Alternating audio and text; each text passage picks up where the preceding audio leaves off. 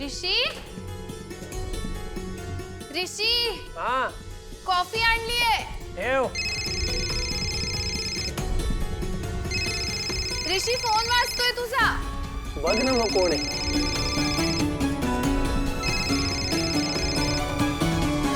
Hello ऋषी sir, अहो मी staff room मध्ये आलो तेव्हा तुम्ही तिथनं बाहेर पडला म्हणून मी अगं कमळी, मी राधिका बोलतेय. काय म्हणते, कशी आहेस? राधिका वहिनी, मी ठीक आहे. ऋषी सर कुठे आहेत? अगं तो ना जरा फ्रेश व्हायला गेलाय. तू बोल ना, काही अर्जंट काम होतं का? मी सांगते त्याला. मग बाकी कशी आहेस? मी बरी आहे. ठीक आहे, मी नंतर करतो सरांना फोन. बरं. हां बाय. Hello hello. काय कोण होतं? दुसरं कोण असणार? कमळी. अच्छा दे. काय बाबा, फोन बी न्यायला लागले आता कमळीचे. हा नाही म्हणजे प्रगती आहे. मी तुला सांगितलेलं ऐकतोयस, चांगलं वाटलं मला. एक मिनिट, परीक्षा सुरू आहेत. स्टुडंट्सना डाऊट असतात म्हणून ते फोन करतात. दे इकडे. डाऊट्स असतात म्हणून फोन केलाय ना? मग एवढी काय घाई आहे? ठीक आहे, कर ना मग आरामात. ए बहिणी फोन दे. अरे हो हो घे, पण आधी कॉफी पी. हा पितो.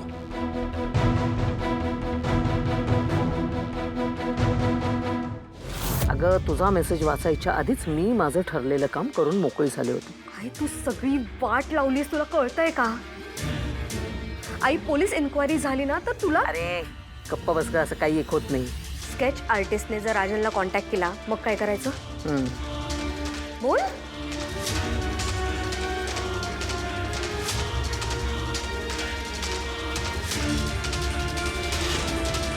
हे बघ, हे काम तू करू शकतेस.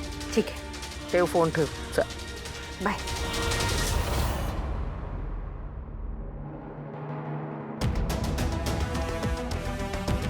ए सुजाता, ऐक ऐक ऐक. मी तुला जे सांगते ते करायचं आहे. त्याचा जो मोबदला तुला हवाय तो मी तुला दे. ठीक आहे मॅडम, सांगा ना. हे बघ,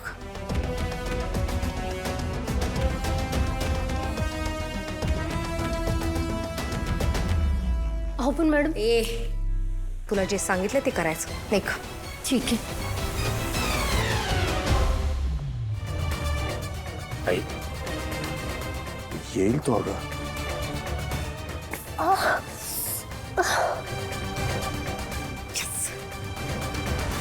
पार्वती ताई, काय झालं? अशा कशा पडलात? काय झालं? सुजाता, अगं किती लागले तुला? अशी कशी पडलीस? पार्वती चांगलं ताई, खरचटलंय. लवकर हळद घेऊन या पटकन. खरंच राजन, तिला खूप लागलंय. आपण एक काम करूया, आपण डॉक्टरला बोलूया. तू जरा फोन दे, मी डॉक्टरला फोन करते. दे. हे घे. अहो मिळाली की ही हळद? करा ना. दुखतंय का ग खूप? हं?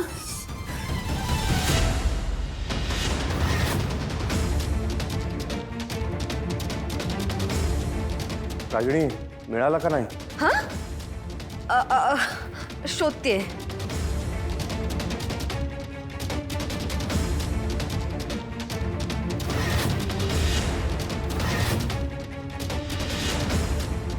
अगं हळूहळू, काय झालं? थांबा मॅडम.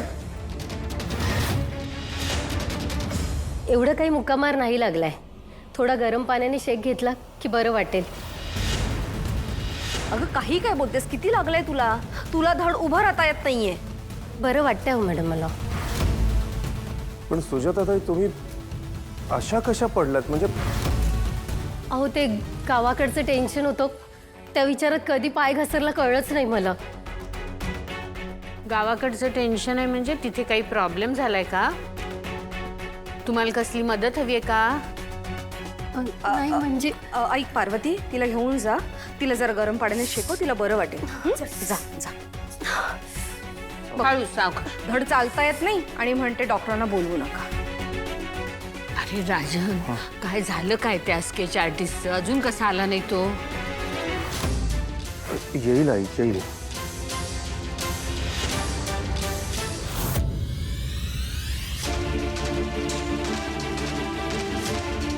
एक मिनिट, मी बघू का? हिला हिचे वडील शोधतायत. तुम्ही बघितलं या मुलीला? अहो सर, ही मुलगी याच कॉलेजमध्ये शिकते. कमाल आहे. मॅडम तुम्ही एक काम कराल का, या मुलीला इथे बाहेर घेऊन याल का?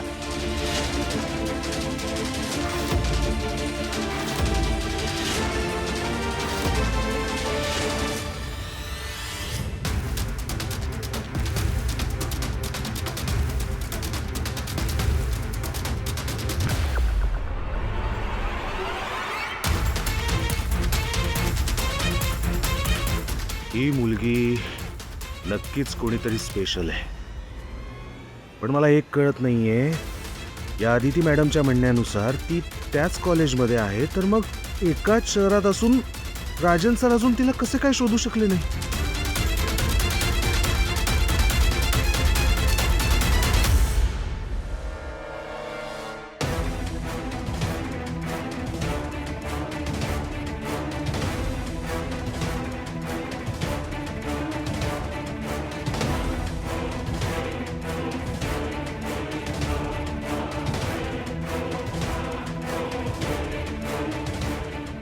अरे असं कसं होईल? राजन सर तर माझी वाट बघत बसले असतील, मग त्यांचा फोन का लागत नाहीये?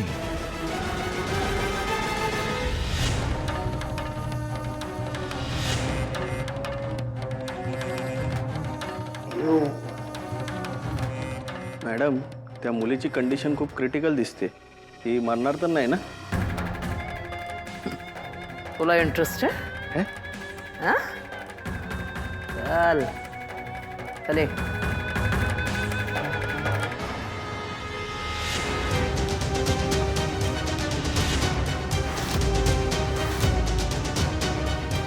हो पण तुमचे पैसे मिळतील ना तुम्हाला? मे राजन तुम्हाला तुमचे सगळे पैसे देतील, ते काही बुडवणाऱ्यातले नाही आहेत. हे बघा, तुम्ही एक काम करा, तुम्ही ते स्केच आमच्याकडे द्या, म्हणजे आम्ही घेऊन जातो आणि तुम्हाला तुमचे पैसे मिळतील. ही बाई तिथेच होती, माझ्याकडे स्केच घ्यायला आली तेव्हा किती डेस्परेट होती. या बाईच्या वागण्या बोलण्यात काहीतरी गडबड नक्की आहे. हे सगळं जे काही चाललंय ना, ते मला कळतच नाहीये. काहीतरी लोचा नक्की आहे, पण नेमका काय?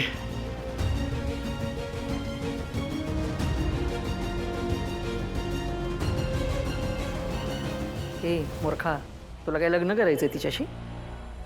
मला काही फरक पडत नाही, कळलं ना? मेली काय किंवा जगली काय, मला फक्त तो स्केच आर्टिस्ट हवाय. तो स्केच आर्टिस्ट आणि त्याच्याकडचं ते स्केच. काही झालं तरी ते स्केच राजनच्या हातात पोचता कामा नये, हे आपलं पहिलं कर्तव्य आहे. आणि एकदा का ते स्केच आपल्या हातात आलं, मग त्या स्केच आर्टिस्टचा पण असा काटा काढायचा. लक्षात ठेव. चल चल चड्डेश चल.